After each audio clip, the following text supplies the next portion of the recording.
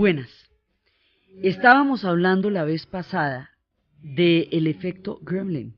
Estábamos hablando de cómo en el momento en que uno de los Gremlins atrajo la atención de James Watts sobre el hecho de que la tapa de la tetera se levantara por la fuerza del vapor, hizo que él desarrollara la idea del vapor como una fuerza que fuera capaz de mover diferentes máquinas, va a crear la máquina a partir de ahí.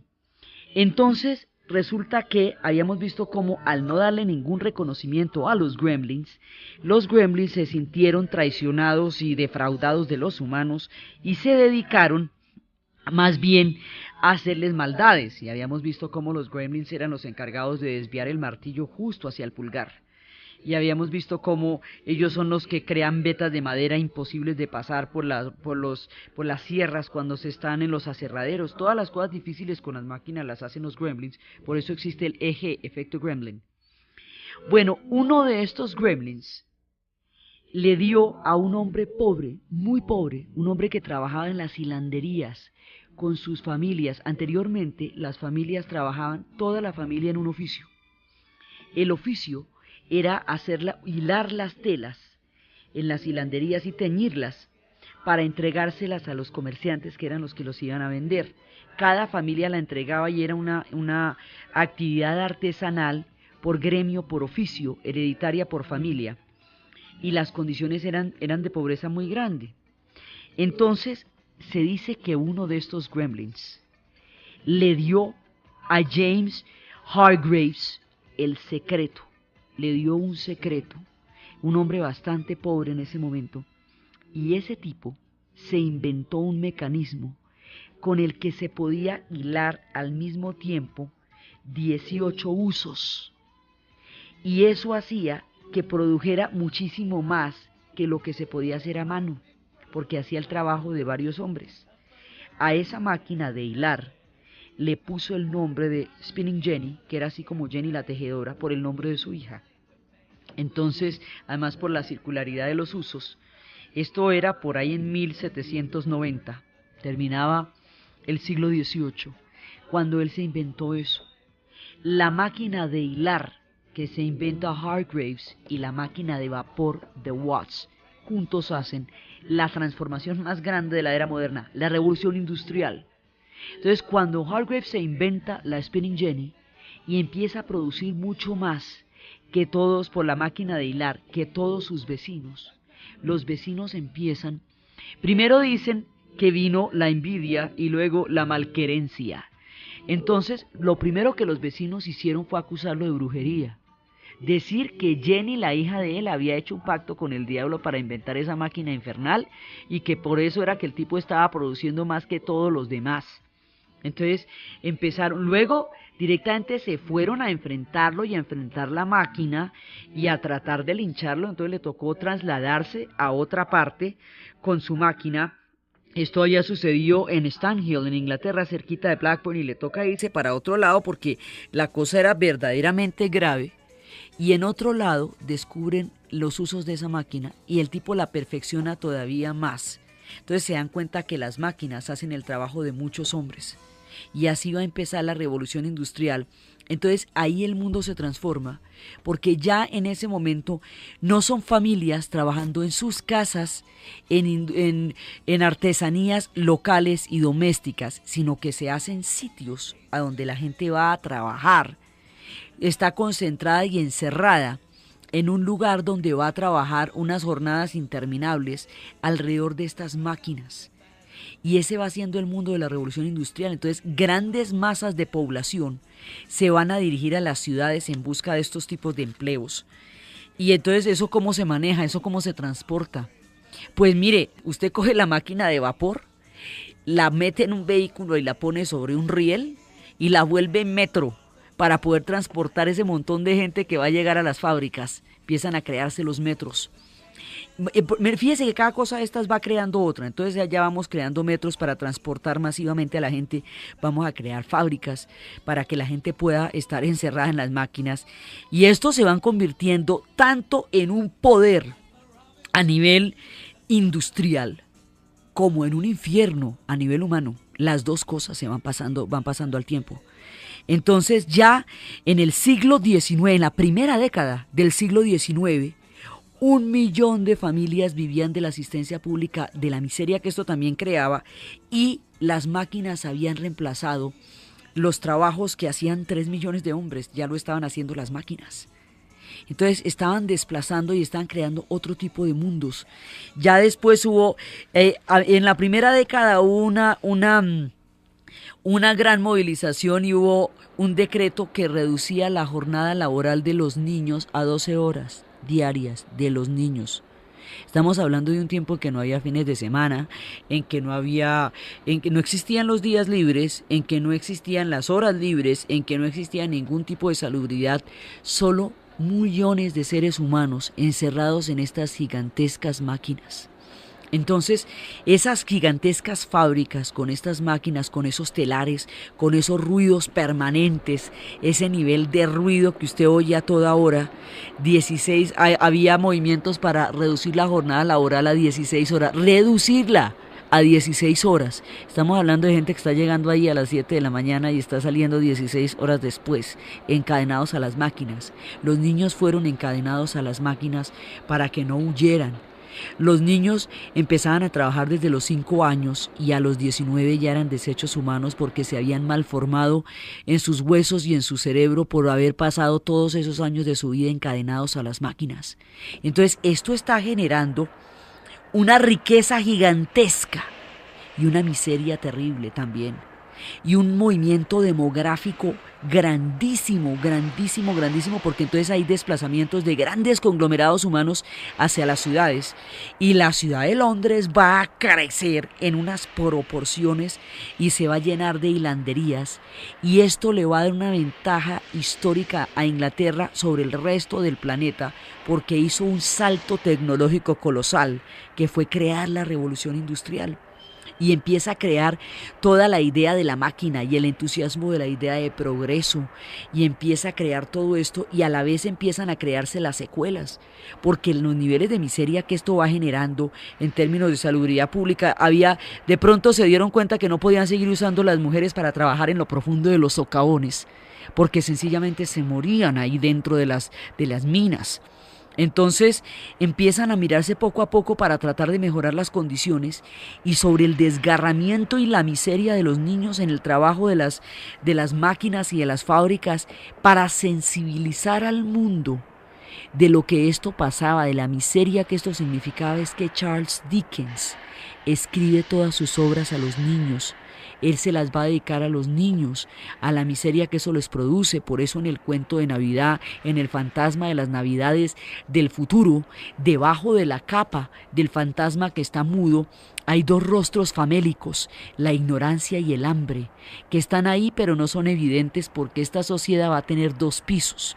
En el piso de abajo están los grandes trasfondos de las fábricas oscuras y gigantescas de la revolución industrial, y en el piso de arriba va a haber un glamour, una moda, una elegancia y un mundo absolutamente chic y colosal y fantástico y elegante, que va a ser el mundo de la era victoriana. Entonces va a haber 2 pisos. Va a haber, digamos, todo ese mundo de la era victoriana que vamos a ver después. Ese mundo está en el segundo piso de una base que es la revolución industrial. Entonces la revolución industrial es lo que va a generar la ganancia gigantesca que le va a dar a Inglaterra semejante poderío económico, pero a la vez, para las personas que están trabajando ahí, genera unos niveles de miseria que son absolutamente abrumadores. La gente tiene que ir de la caridad pública, porque una vez que se han desechado de las fábricas porque los pulmones los tienen llenos de hollín, de silicosis, ya no hay quien los ayude. No existe ningún tipo de ayuda médica. Simplemente existe el trabajo en las fábricas, a todos los niveles, de las hilanderas, de los industriales, todo esto están trabajando en las fábricas, y se va creando un mundo completamente diferente, porque las fábricas van creando sus propias infraestructuras, las zonas industriales, se van generando todo tipo de, digamos, hay un cambio en el paisaje, empiezan las chimeneas a botar grandes cantidades de humo, los trenes, la locomotora se inventa y la locomotora empieza a cortar las distancias y a llevar los caballos de hierro, y en los caballos de hierro va movilizando la gente que va hacia las fábricas, empiezan a aparecer las grandes chimeneas, las nubes de todas las emanaciones de las grandes fábricas, y empieza a aparecer un ruido que antes no tenían las ciudades, el ruido de las máquinas que nunca para, y empiezan a aparecer esos rostros que ya no ven el sol porque todo el tiempo del día lo están pasando dentro de la fábrica, y la producción de esto no va a ser igualada por nadie en el planeta, y le va a dar a Inglaterra las condiciones económicas para mantenerse y proyectarse como potencia. El soporte de todo lo que vamos a ver es la revolución industrial. Ese, digamos, es el punto a partir del cual se apoya Inglaterra como potencia. Y la revolución industrial es lo que va a generar la era moderna. Entonces todo lo que va a generar ya las grandes fábricas y todo esto es la revolución industrial. En torno a la revolución industrial hay asombro, hay maravilla, en la presencia masiva de la tecnología llena de expectativa y de maravilla a todo el mundo, pero hay quienes sospechan de todas maneras, como es el caso de Mary Shelley. Mary Shelley es la hija de un anarquista que toda la vida la crió como tal, y cuando ella se fue a vivir con un hombre sin casarse, según la habían criado, el padre la repudió. Y ella terminó suicidándose. En una analogía a cómo el padre la cría a ella y termina repudiándola cuando ella era su creación, y a cómo estas máquinas y este mundo industrializado puede salirse de las manos de los hombres y convertirse él mismo en un monstruo que el hombre no pueda manejar, que se pueda salir de sus manos y que de pronto termine esclavizándolo más que liberándolo. Unos pocos sospechaban, los demás estaban absolutamente embebidos con la idea de progreso. Esa sospecha en la literatura se llama Frankenstein, y Mary Shelley escribe Frankenstein como una alegoría a su propia historia personal y a la potencialidad de la revolución industrial, como una criatura que tenga vida propia y sobre la cual el hombre a lo mejor no tenga en algún momento ningún control. Unas y otras cosas están sucediendo en el mundo de la revolución industrial, que empezó con la unión entre la máquina de vapor y la máquina de hilar. Esas dos van a crear el mundo de la revolución industrial. Como Inglaterra en ese momento es una sociedad muy libre con relación a los totalitarismos y a los cataclismos que está sufriendo Europa en ese momento, entonces frente a todos los cataclismos y todo eso, allá están llegando los librepensadores, están llegando las corrientes de todas partes de la tierra, porque es el único sitio donde se puede pensar, donde se puede hablar. Y en torno a eso llegan diferentes gremios, asociaciones, oficios, personajes, entre los cuales llega, por ejemplo, Carlos Marx, y llegan muchos otros, y todos ellos van a construir en conjunto las ideas de lo que después se conocerían como el socialismo.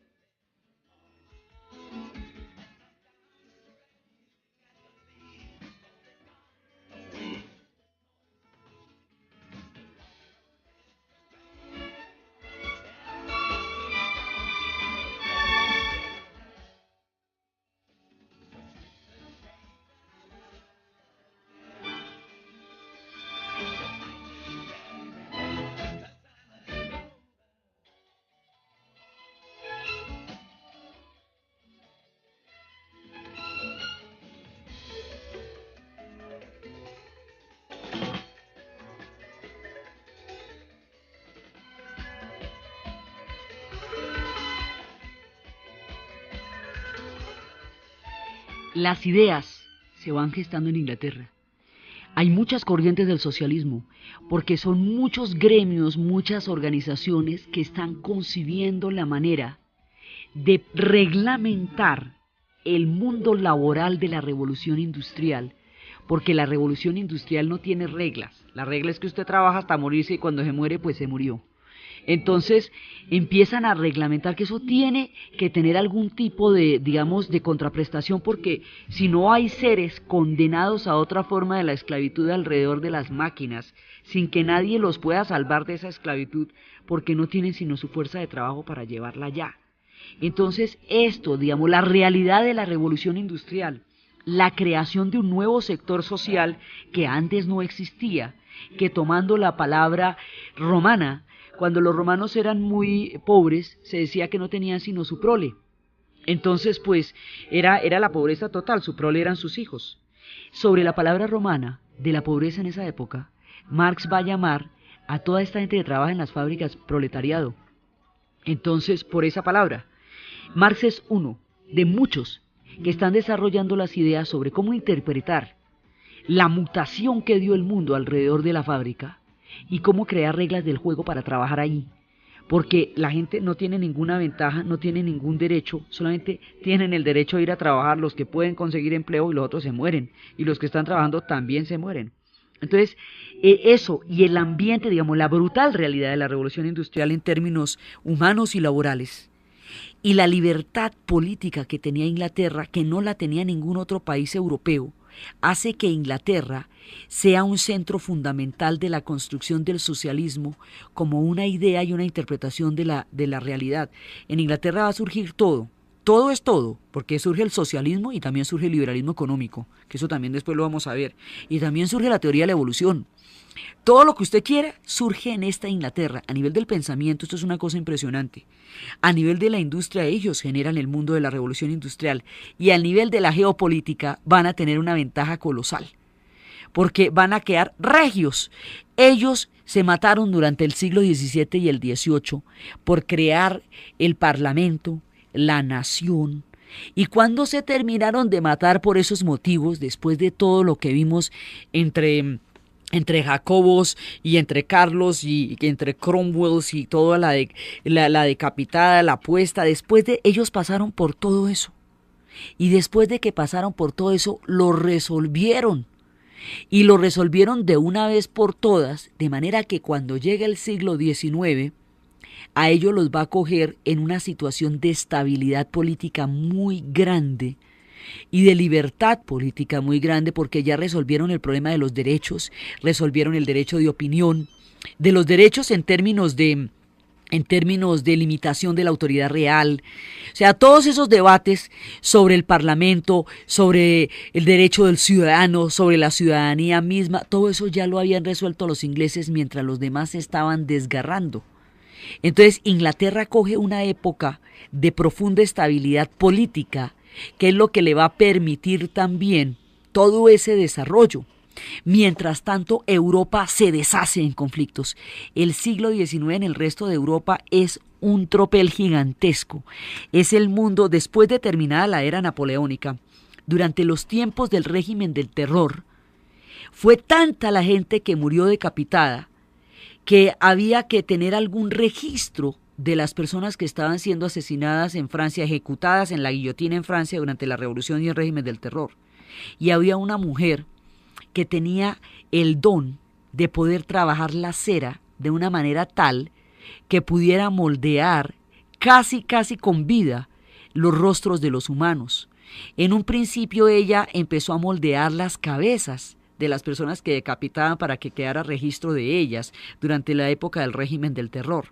Después, cuando las cosas se pusieron más difíciles todavía, ella se trasladó con su técnica a Inglaterra, a Londres.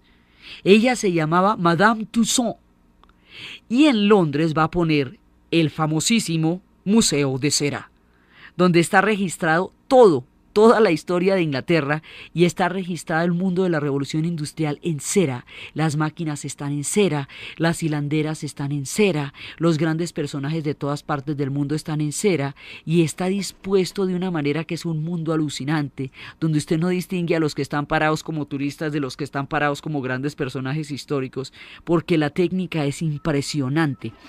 Hoy por hoy, uno de los más grandes homenajes que se le puede hacer a alguien es tenerlo en el Museo de Cera de Londres. Entonces, esto viene de esta época en que acababa de pasar la Revolución Francesa y había que dejar algún tipo de huella de toda la gente que había sido decapitada durante la época del régimen del terror.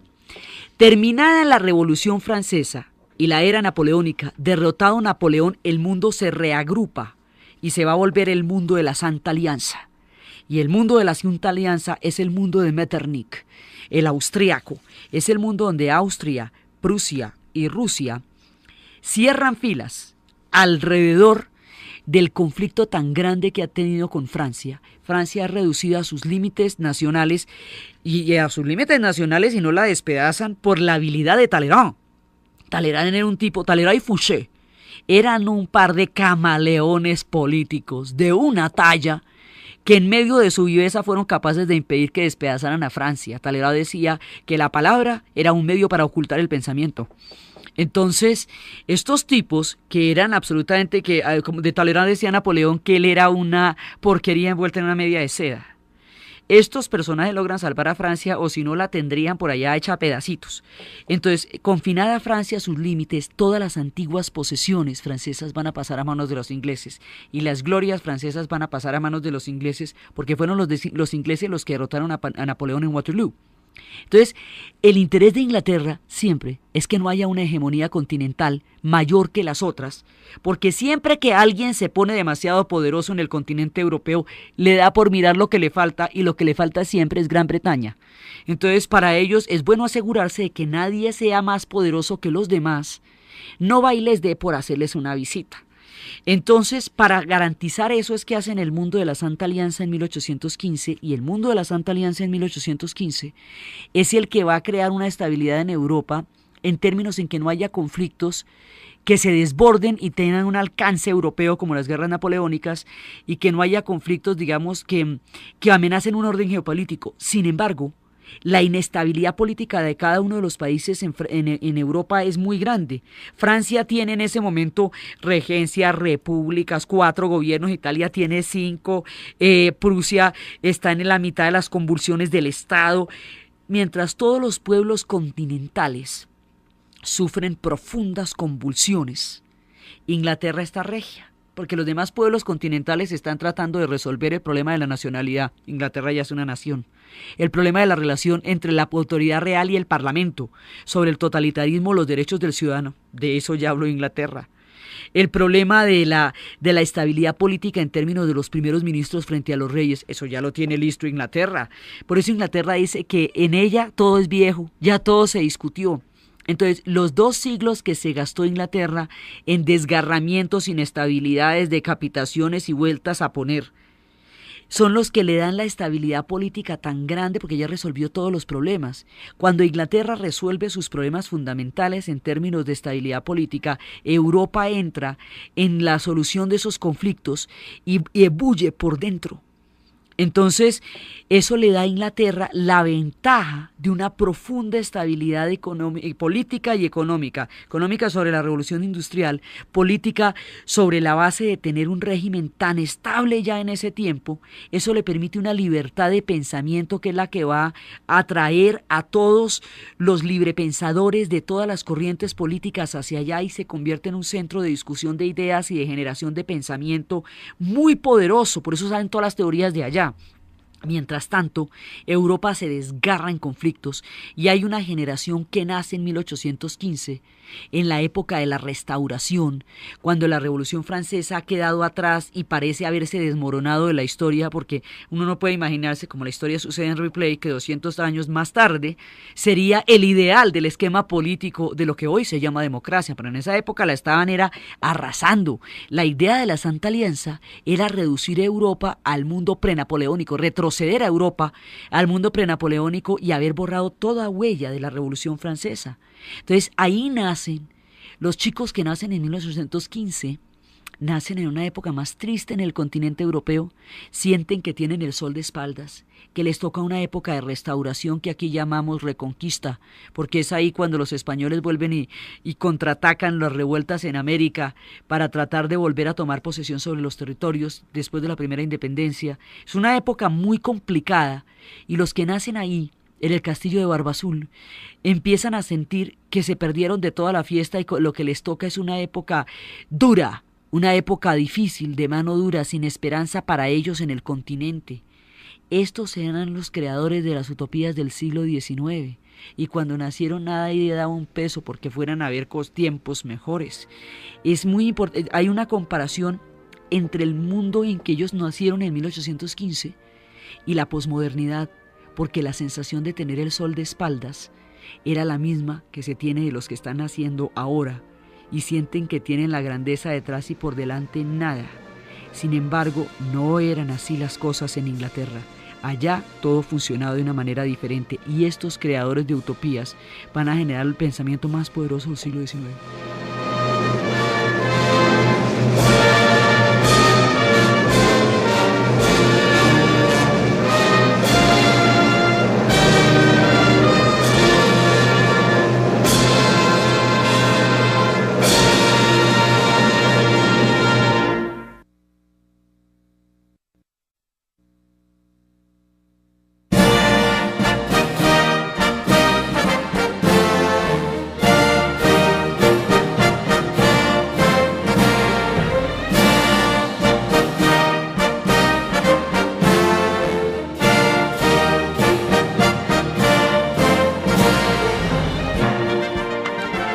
Inglaterra se va convirtiendo en el centro del mundo porque precisamente todos estos factores le van a dar una ventaja histórica sobre el resto de las naciones. Le van a dar la ventaja de la estabilidad, le van a dar la ventaja de la revolución industrial y va a subir una persona que va a encarnar todo este bienestar. Ella se va a convertir en el símbolo de toda la era más esplendorosa que ellos hayan vivido. Tenía 10 años la primera vez que le mostraron un árbol genealógico y le dijeron que la siguiente que le tocaba era ella. Le mostraron toda la continuidad del linaje y eso desembocaba en ella porque no había hombres en la línea de sucesión sino ella. Se llamaba Victoria. Cuando vio el árbol genealógico ella dijo, seré una buena reina. A los 18 años sube al trono una mujer, la reina Victoria, cuyo reinado va a durar casi 62 años va a durar ella en el poder, va a ser conocido como la era de mayor esplendor en la historia de Inglaterra toda, la era victoriana. Entonces, Victoria es un símbolo de estabilidad. Victoria está emparentada con todas las casas reales del resto del continente, razón por la cual todos le parecen parte de su casa, porque ella es prima del duque de Renania, del de Hungría, del de Rumania, de todos lados, y ella va a tener una diplomacia de emparentar a todas las casas dinásticas europeas para impedir que en el futuro haya una guerra. Cuando la hubo, esto no impidió nada, pero la idea de ella era que esto generaría un tiempo de estabilidad, y su tiempo de vida sí fue un tiempo de estabilidad. Entonces, la era victoriana es una era de esplendor. Es una era donde las costumbres se vuelven glamour, es una era donde hay un sentido profundo de orgullo, pues que más que de orgullo ya vamos en superioridad, en que ellos se sienten, precisamente porque están al margen de todos los cataclismos políticos y todo eso, empiezan a sentirse los ingleses que ellos sí son muy regios y son realmente superiores a los demás pueblos, porque su situación histórica es boyante desde donde se la mire. Pero esto es una sociedad de 2 pisos. Pues en el piso de abajo está toda la gente que sufre el padecimiento de la revolución industrial, y en el piso de arriba, por eso había una miniserie maravillosa que se llamaba Los de arriba y los de abajo. En el piso de arriba hay una gran clase media, porque la clase media se vuelve una capa más bien grande de la sociedad que disfruta de un nivel de vida cómodo, y además de ellos está la nobleza. En esta época el glamour y las costumbres, digamos, de lo que es la cortesía y el refinamiento en los modales, se vuelve de lo más importante y se vuelve ya toda una convención social. Esta es una época en la cual hay todo este sentido de alcurnia y de dignidad y de todas estas historias, y también es una época muy, muy puritana, porque los puritanos tienen una profunda influencia sobre la moral de la era victoriana. Entonces van a ser tremendamente puritanos. Es una era, digamos, muy, muy fuerte en términos de la restricción de las costumbres morales. Y ese puritanismo, que ya no es el tosco puritanismo de Cromwell cerrando los vodeviles, sino que ya es un puritanismo muy, muy refinado, es lo que se va a convertir en toda la moral de la era victoriana. Y la moral de la era victoriana es una moral tan estricta que es una doble moral. Entonces va a ser muy estricta, muy, digamos, muy persecutoria en términos de expresión de los sentimientos, de expresión de las pasiones humanas. Todo esto va a estar bastante restringido, porque todo el mundo se debe a unos, sobre todo todos los que viven en esa época, se deben a unas convenciones sociales terriblemente rígidas y formales. Entonces, son formales en todo sentido porque se empieza a establecer la idea de que la educación consiste en no expresar los sentimientos, que expresar los sentimientos es una cosa de mal gusto. Entonces la gente debe mantener una compostura que no tiene nada que ver con lo que sienta. Entonces, el mundo de las apariencias se va a volver el mundo social de la era victoriana. Es como la gente no puede expresar sus sentimientos porque es de mal gusto, mal visto y de mala educación. Entonces, tiene un comportamiento perfectamente, digamos, formal en público, pero la gente sigue teniendo las pasiones que son. Entonces, ¿sabe qué hacen? Como no pueden expresarlo en términos humanos, lo expresan en términos literarios, y la literatura se dispara en la era victoriana, y ahí es cuando se vuelven grandes, grandes los ingleses en la pluma. Ellos son escritores de marca mayor. Entonces, esa moral que no se pueden, porque no hay lugar para las pasiones, ni para los sentimientos, ni para todo eso, ellos se desdoblan. Entonces crean personajes desdoblados.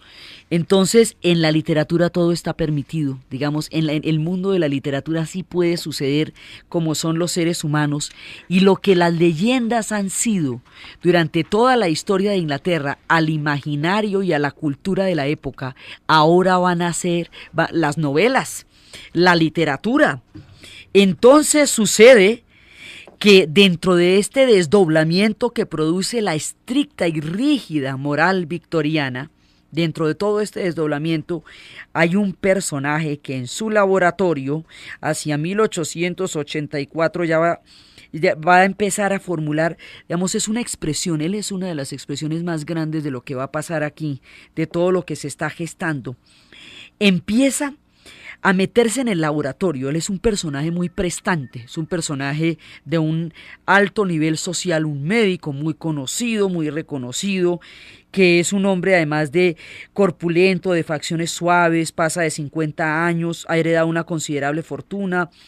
Y es un tipo que hacía años no practicaba la medicina. Se mete en su laboratorio y empieza a hacer una fórmula que no se sabe exactamente qué contenía, pero tenía una tintura de color rojo sangre, una sal cristalina blanca y una serie de sustancias que producían una efervescencia y una espuma, y el color cambiaba primero a morado oscuro y después a un verde acuoso. El doctor era el doctor Jekyll.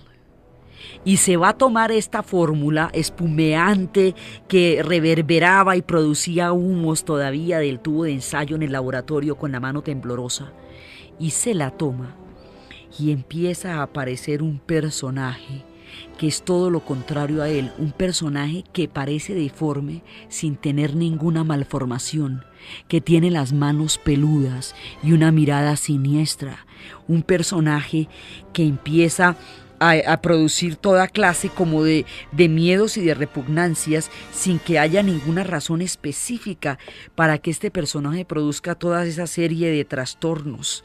Este personaje se llama Edward Hyde y será conocido como Mr. Hyde, Dr. Jekyll y Mr. Hyde.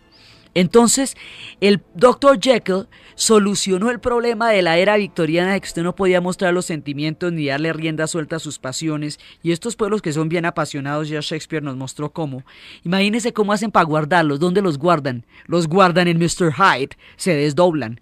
Entonces, él va a convencer a su círculo de amigos, porque tiene un círculo de amigos muy prestante, que él tiene un personaje, un amigo, que Mr. Hyde es un amigo. Entonces se toma la pócima y aparece Mr. Hyde y Mr. Hyde hace de todo. Mr. Hyde se revuelca en los bajos fondos de los burdeles de Londres. Mr. Hyde anda en los sitios más sórdidos y terribles. Se dedica a dar rienda suelta a la lujuria y llega a extremos de sadismo. Mr. Hyde es un tipo terrible y el Dr. Jekyll es un personaje impecable. Y así soluciona el problema de la doble moral, con un doble que es el que hace todo lo que él no puede hacer en la sociedad. Entonces, obliga a sus amigos a aceptarlo, diciendo que es un amigo del Edward Hyde. Los amigos nunca sospechan el hecho de que cuando está el uno no está presente el otro. Les incomoda este huésped difícil, pero pues finalmente quieren relacionarse con Dr. Jekyll y bueno, pues toleran la presencia de este personaje que cada vez les resulta más incómodo y cada vez les resulta más terrible, hasta que llega un punto en que Mr. Hyde empieza a tomarse el espíritu del Dr. Jekyll.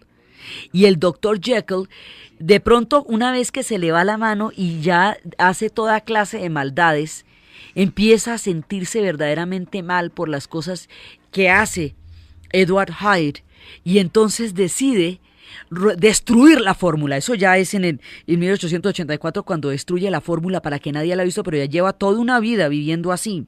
Entonces, este personaje va y esconde la fórmula y la destruye y todo, pero sin embargo, ya se da cuenta que para entonces el de Mr. Hyde se ha tomado posesión de él y que su espíritu sórdido y su espíritu dedicado a toda clase de desmanes es el que se va a tomar al muy correcto y muy pulcro Dr. Jekyll, y cuando se da cuenta que no puede resolver esta dicotomía que rasga su espíritu, se suicida.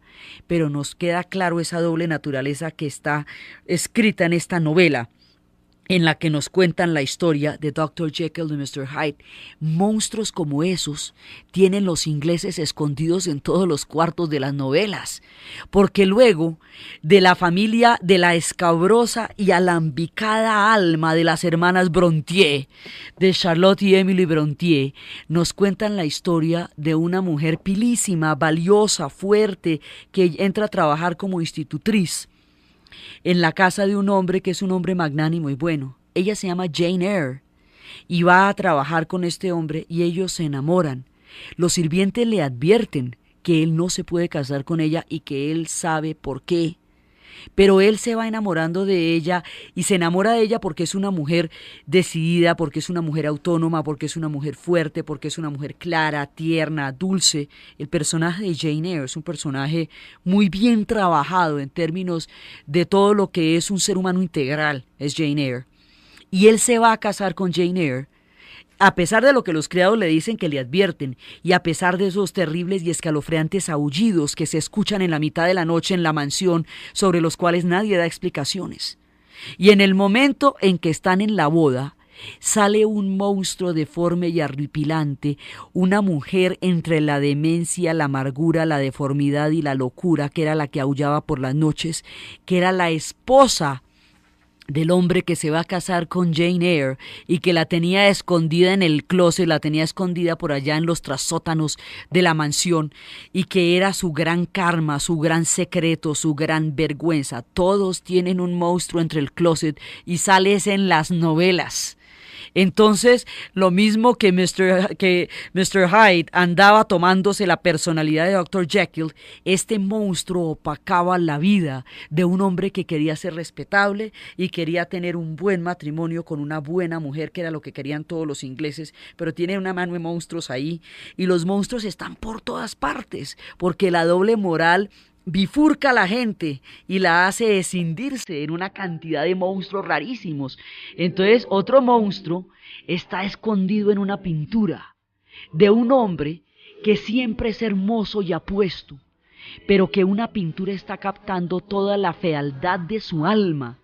Un hombre que aparentemente hizo un pacto con el diablo para mantenerse siempre joven, pero cada uno de sus cinismos, cada uno de sus pecados, cada una de sus maldades, de sus descaros, de sus horrores, quedan en los rasgos de una pintura, cuya confrontación helará su alma para siempre. Es el retrato de Dorian Gray, y es Oscar Wilde describiendo el monstruo en una pintura.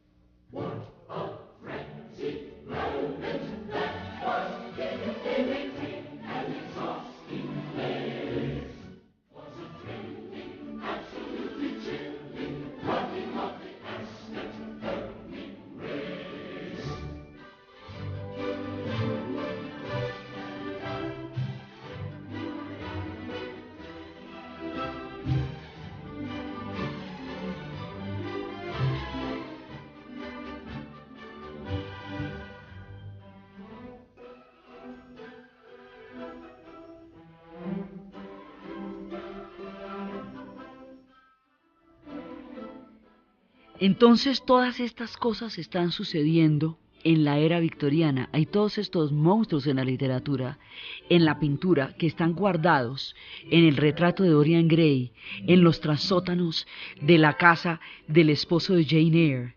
Están guardados en la oculta personalidad del encantador Dr. Jekyll, que tiene al monstruo de Mr. Hyde. Todas estas cosas están pasando en una moral tan rígida que hace que los monstruos haya que guardarlos en el closet. Esta es una sociedad de pisos. Es una sociedad estrictamente clasificada en clases sociales, y las clases sociales son inamovibles y parecen destinadas por una providencia anterior al nacimiento. Entonces, la idea política de que las clases sociales son un problema de nacimiento y no de educación va a ser cuestionada fuerte y políticamente por la obra de George Bernard Shaw, Pygmalion. Él se basa, Pygmalion es la historia griega, el mito griego de un hombre que se enamoró de una estatua. Sobre el mito griego, él va a crear la obra de una mujer que fue llevada. La idea de esta obra es que las clases sociales son un problema de educación, no de nacimiento, ni de linaje, ni de sangre azul, que es que eso, la gente no nace noble y la sangre no la tienen azul, sino que corresponden a un nivel de educación que los prepara para un o para otro destino. La prueba de esto es una apuesta que va a hacer Higgins con Pickering, cogiendo a una florista de la calle, que está vendiendo flores en la calle, una mujer sucia y que no tiene ningún acento, que está, digamos, una mujer descuidada por la pobreza, y la van a convertir en una duquesa que puedan hacer pasar en los grandes salones como una de las más refinadas damas, para demostrar que toda educación es adquirida y que la sangre azul no existe. Eso es una idea bien, digamos, bien crítica y bien novedosa en una época en que había toda una glorificación a la estratificación de clases. Entonces, la idea es que a ella la entrenan porque aquí la diferencia de clases sociales se nota es en los acentos. Los ingleses son terriblemente elitistas en eso. Entonces, el acento con que usted hable dice la clase social de donde viene. Entonces, usted hablando es que se delata. Entonces, la cogen y le hacen un trabajo lingüístico hasta convertirla en una condesa, hasta llevarla a los grandes salones y a los grandes bailes, hasta enseñarla a comportarse. Hacen de ella la estatua de Pygmalion, pero ella es una mujer. Y como mujer, como un ser autónomo, se va a portar una vez que el otro la haya transformado, y eso es lo que él no acepta. Pero toda la historia es la historia de esta transformación. Esta historia va a ser llevada al cine en una película que se conocería como Mi Bella Dama, My Fair Lady, y Higgins, que es el que hace toda la transformación, va a ser interpretado por Rex Harrison. Y ella va a ser una de las interpretaciones más hermosas de la vida de Audrey Hepburn. Look at her, a prisoner of the gutters, condemned by every syllable she utters. By right, she should be taken out and hung for the cold-blooded murder of the English tongue. Oh, heavens, what a sound. This is what the British population calls an elementary education. Lo que se quiere demostrar acá es que el acento, la lingüística son un problema de educación. Y es a través de la educación como él demuestra que nada es inamovible, que todo puede cambiarse, que es solo una cuestión de oportunidades. I could have danced all night, bells in the crown. I could have danced all night, I could have danced all night, and still have begged for more.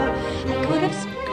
Este papel, Eliza Doolittle, el que hace Audrey Hepburn, es la mujer que sufre toda la transformación. Y cuando ella llega a ser la dama, que es cuando dice que puede bailar toda la noche, se siente absolutamente maravillosa, ha logrado pasar todas las pruebas, toda la dureza, toda esa educación tan fuerte que le han dado, se da cuenta que todo lo que hizo Higgins por ella, no lo hizo por ella como mujer, no lo hizo por un espíritu altruista, no lo hizo por un espíritu de querer un mejor destino para ella, lo hizo por una apuesta con Pickering. Y cuando se da cuenta que lo hizo por una apuesta con Pickering, se pone absolutamente furiosa y decide abandonarlo porque no puede soportar el haber sido manipulada de esa manera. Se ha convertido en una mujer y como ella no es la estatua de Pygmalion, ella es una mujer, no es el reflejo de lo que él quería de ella, es un ser humano que a través de este proceso de la apuesta ha tenido otro tipo de oportunidades y de participación en la vida y va a hacer uso de ellos. Al final ella regresa, pero toda la historia nos va contando el proceso de educación de los ingleses. Bernard Shaw es un tipo absolutamente agudo. Siempre fue conocido por esa pluma tan supremamente brava que tenía. Inclusive existe la anécdota de una vez una mujer hermosísima, pero es una preciosura, que se le acercó en una fiesta y le dijo que le gustaría tener un hijo con él para que tuviera la inteligencia de él y la belleza de ella. Y él dijo, no, a mí me da muchísima pena, pero yo tal vez no me atrevería tanto, porque qué tal que tuviera mi belleza, porque era un hombre muy feo, y su inteligencia. Entonces, este personaje nos va a cuestionar toda la estructura, una de las estructuras más sacrosantas de Inglaterra, que es la de las clases sociales. La literatura está desarrollando en el imaginario de la era victoriana una verdadera radiografía, porque es ahí donde están pasando las cosas de verdad. Entonces pasa desde la crítica mordaz al profundo e inamovible sistema de clases sociales, hasta la crítica a la doble moral, que es lo que se desarrolla con los monstruos, hasta las novelas tristes, porque como no se pueden expresar los sentimientos, entonces las novelas son terriblemente tristes, los personajes son desdichados, los amores son truncados, no pueden darse porque es que nada se puede dar directamente. En Cumbres Borrascosas no se pueden amar directamente Heathcliff y Catherine, porque son de clases sociales diferentes, y el amor entre clases sociales diferentes estaba totalmente prohibido en Inglaterra. Entonces, ¿cómo será de complicado que Heathcliff se termina casando con una mujer que no tiene nada que ver con la que ama, a la que la muele a palos y le da una vida espantosa? Y es finalmente después de la muerte de ambos que sus almas se encuentran en el cielo, porque en la tierra no se puede. Esas cumbres borrascosas es todo el retorcimiento de la era victoriana, y las hermanas Brontë son expresiones absolutamente complejas de todo este retorcimiento victoriano. En las novelas de las dos hermanitas de Charlotte y Emily Brontë, que son las que hacen Cumbres borrascosas y Jane Eyre, entre otras muchas novelas, muestran lo complicado que era expresar los sentimientos en esta época. Como los sentimientos no se pueden expresar, se hacen desdichados, truncos, laterales, desviados. Por eso las novelas inglesas terminan siempre desdichadas, y ellas se comen en silencio amores que les arrancan suspiros, y eso es lo que se ven en las novelas de Jane Austen. Entonces todas esas novelas como Sensatez y Sentimientos y la de Orgullo y Prejuicios, todas esas novelas que también fueron llevadas al cine con Winona Ryder y con Daniel Day-Lewis, esa de Sensatez y Sentimientos, todas esas novelas vienen del modo inglés. Son ingleses que llegan a Nueva York, pero vienen del modo inglés. Y todas las otras novelas, entonces esto sí que tiene miniseries, porque toda la era victoriana es la que nosotros vemos con los sombreros, con esas ladies, con esos modales, es la que vemos en esos días de campo donde nadie se espeluca ni se enmugra, es las que vemos en esos bailes de salones. Todo es absolutamente glamuroso, todo es absolutamente formal, todo el mundo dice lo apropiado, se comporta de manera apropiada. Comportarse de manera apropiada se convierte en un fin en sí mismo, porque es la condición para poderse relacionar socialmente. Los modales adquieren una importancia inusitada hasta ser el todo. Entonces todo esto se está viendo en la literatura, y las mujeres leen literatura escondidas porque las terribles pasiones de las que no puede hablar nadie están escritas en la literatura, o las desdichas de estos sabores truncados por no poder expresar sentimientos que solamente se reflejan a través de lánguidas miradas, están escritas en la literatura. Y frente a esto hay gente que se va a rebelar de maneras terribles. Uno de los personajes que va a reaccionar con el corazón de la oleada del romanticismo que sacude a Alemania, pero es inglés, es Lord Byron. Lord Byron va a desarrollar en una confrontación directa contra todo lo que está pasando en ese momento, contra esa moral tan rígida. Él, que es un hombre de epopeyas, que es un hombre de heroísmos, no entiende la formalidad y esa frivolidad con la que la era victoriana va tratando los modales de la corte, tanto como de los salones de té. Este hombre se va a rebelar y se va a hacer hermano, es más bien, de Hölderlin y de Novalis y del fuerte espíritu del romanticismo alemán que saca de la oscuridad las criaturas del bosque y de la noche para darle otro tipo de espíritu a las almas. Por supuesto lo van a botar de Londres, lo van a botar de Inglaterra.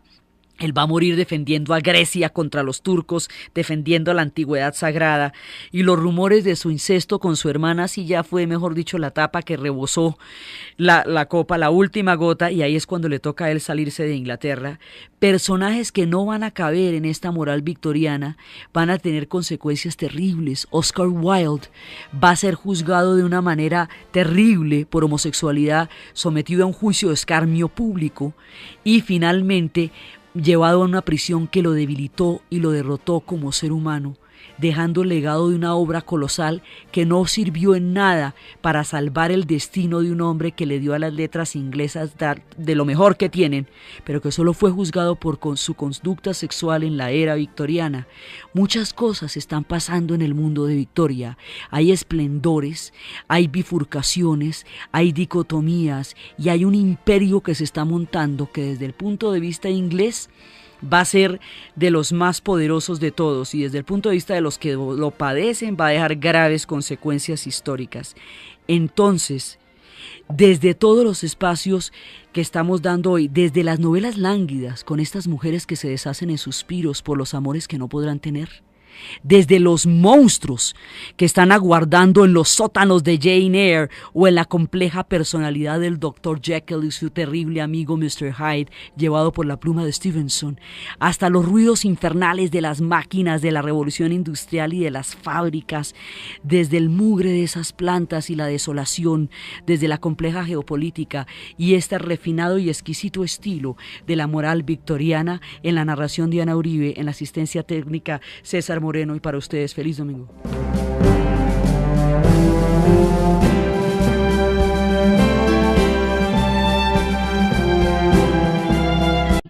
gremio por oficio, hereditaria por familia, y las condiciones eran de pobreza muy grande. Entonces se dice que uno de estos gremlins le dio a James Hargreaves el secreto, le dio un secreto, un hombre bastante pobre en ese momento, y ese tipo se inventó un mecanismo con el que se podía hilar al mismo tiempo 18 usos, y eso hacía que produjera muchísimo más que lo que se podía hacer a mano, porque hacía el trabajo de varios hombres. A esa máquina de hilar le puso el nombre de Spinning Jenny, que era así como Jenny la tejedora, por el nombre de su hija. Entonces, además por la circularidad de los usos, esto era por ahí en 1790, terminaba el siglo XVIII, cuando él se inventó eso. La máquina de hilar que se inventa Hargreaves y la máquina de vapor de Watts juntos hacen la transformación más grande de la era moderna, la revolución industrial. Entonces, cuando Hargreaves se inventa la Spinning Jenny y empieza a producir mucho más que todos por la máquina de hilar, que todos sus vecinos, los vecinos empiezan, primero dicen que vino la envidia y luego la malquerencia. Entonces, lo primero que los vecinos hicieron fue acusarlo de brujería. Decir que Jenny, la hija de él, había hecho un pacto con el diablo para inventar esa máquina infernal y que por eso era que el tipo estaba produciendo más que todos los demás. Entonces empezaron, luego directamente se fueron a enfrentarlo y a enfrentar la máquina y a tratar de lincharlo. Entonces le tocó trasladarse a otra parte con su máquina. Esto había sucedido en Stanhill, en Inglaterra, cerquita de Blackburn, y le toca irse para otro lado porque la cosa era verdaderamente grave. Y en otro lado descubren los usos de esa máquina y el tipo la perfecciona todavía más. Entonces se dan cuenta que las máquinas hacen el trabajo de muchos hombres. Y así va a empezar la revolución industrial. Entonces ahí el mundo se transforma, porque ya en ese momento no son familias trabajando en sus casas, en artesanías locales y domésticas, sino que se hacen sitios a donde la gente va a trabajar. Está concentrada y encerrada en un lugar donde va a trabajar unas jornadas interminables alrededor de estas máquinas. Y ese va siendo el mundo de la revolución industrial. Entonces, grandes masas de población se van a dirigir a las ciudades en busca de estos tipos de empleos. Y entonces, ¿eso cómo se maneja? ¿Eso cómo se transporta? Pues mire, usted coge la máquina de vapor, la mete en un vehículo y la pone sobre un riel y la vuelve metro para poder transportar ese montón de gente que va a llegar a las fábricas. Empiezan a crearse los metros. Fíjese que cada cosa de estas va creando otra. Entonces ya vamos creando metros para transportar masivamente a la gente. Vamos a crear fábricas para que la gente pueda estar encerrada en las máquinas.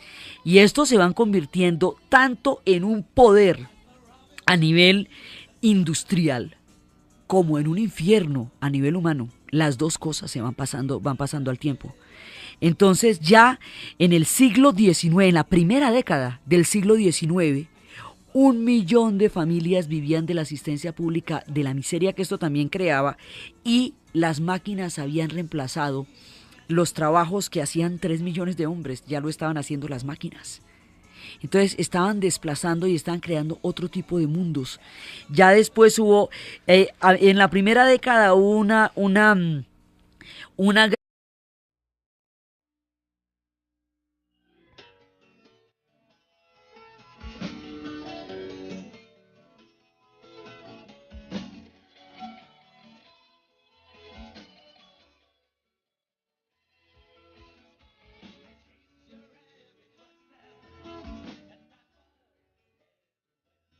Buenas. Estábamos hablando la vez pasada del efecto Gremlin. Estábamos hablando de cómo en el momento en que uno de los gremlins atrajo la atención de James Watts sobre el hecho de que la tapa de la tetera se levantara por la fuerza del vapor, hizo que él desarrollara la idea del vapor como una fuerza que fuera capaz de mover diferentes máquinas, va a crear la máquina a partir de ahí. Entonces resulta que habíamos visto cómo al no darle ningún reconocimiento a los gremlins se sintieron traicionados y defraudados de los humanos y se dedicaron más bien a hacerles maldades. Y habíamos visto cómo los gremlins eran los encargados de desviar el martillo justo hacia el pulgar. Y habíamos visto cómo ellos son los que crean vetas de madera imposibles de pasar por las sierras cuando se están en los aserraderos. Todas las cosas difíciles con las máquinas las hacen los gremlins, por eso existe el eje efecto gremlin. Bueno, uno de estos gremlins le dio a un hombre pobre, muy pobre, un hombre que trabajaba en las hilanderías con sus familias. Anteriormente las familias trabajaban, toda la familia en un oficio. El oficio era hilar las telas en las hilanderías y teñirlas para entregárselas a los comerciantes que eran los que los iban a vender. Cada familia la entregaba y era una actividad artesanal que no podían seguir usando las mujeres para trabajar en lo profundo de los socavones, porque sencillamente se morían ahí dentro de las minas. Entonces empiezan a mirarse poco a poco para tratar de mejorar las condiciones, y sobre el desgarramiento y la miseria de los niños en el trabajo de las máquinas y de las fábricas, para sensibilizar al mundo de lo que esto pasaba, de la miseria que esto significaba, es que Charles Dickens escribe todas sus obras a los niños.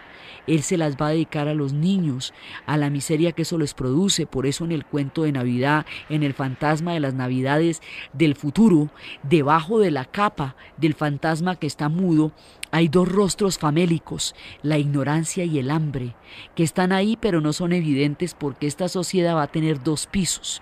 En el piso de abajo están los grandes trasfondos de las fábricas oscuras y gigantescas de la revolución industrial, y en el piso de arriba va a haber un glamour, una moda, una elegancia y un mundo absolutamente chic y colosal y fantástico y elegante, que va a ser el mundo de la era victoriana. Entonces va a haber dos pisos, va a haber, digamos, todo ese mundo de la era victoriana que vamos a ver después. Ese mundo está en el segundo piso de una base que es la revolución industrial. Entonces la revolución industrial es lo que va a generar la ganancia gigantesca que le va a dar a Inglaterra semejante poderío económico, pero a la vez, para las personas que están trabajando ahí, genera unos niveles de miseria que son absolutamente abrumadores. La gente tiene que ir de la caridad pública, porque una vez que se han desechado de las fábricas porque los pulmones los tienen llenos de hollino, de silicosis, ya no hay quien los ayude. No existe ningún tipo de ayuda médica. Simplemente existe el trabajo en la gran movilización, y hubo un decreto que reducía la jornada laboral de los niños a 12 horas diarias de los niños. Estamos hablando de un tiempo en que no había fines de semana, en que no existían los días libres, en que no existían las horas libres, en que no existía ningún tipo de salubridad, solo millones de seres humanos encerrados en estas gigantescas máquinas. Entonces, esas gigantescas fábricas con estas máquinas, con esos telares, con esos ruidos permanentes, ese nivel de ruido que usted oye a toda hora, había movimientos para reducir la jornada laboral a 16 horas, reducirla a 16 horas. Estamos hablando de gente que está llegando ahí a las 7 de la mañana y está saliendo 16 horas después, encadenados a las máquinas. Los niños fueron encadenados a las máquinas para que no huyeran. Los niños empezaban a trabajar desde los 5 años y a los 19 ya eran desechos humanos, porque se habían malformado en sus huesos y en su cerebro por haber pasado todos esos años de su vida encadenados a las máquinas. Entonces esto está generando una riqueza gigantesca y una miseria terrible también, y un movimiento demográfico grandísimo, grandísimo, grandísimo, porque entonces hay desplazamientos de grandes conglomerados humanos hacia las ciudades, y la ciudad de Londres va a crecer en unas proporciones y se va a llenar de hilanderías, y esto le va a dar una ventaja histórica a Inglaterra sobre el resto del planeta, porque hizo un salto tecnológico colosal, que fue crear la revolución industrial. Y empieza a crear toda la idea de la máquina y el entusiasmo de la idea de progreso, y empieza a crear todo esto, y a la vez empiezan a crearse las secuelas, porque los niveles de miseria que esto va generando en términos de salubridad pública, de pronto se dieron cuenta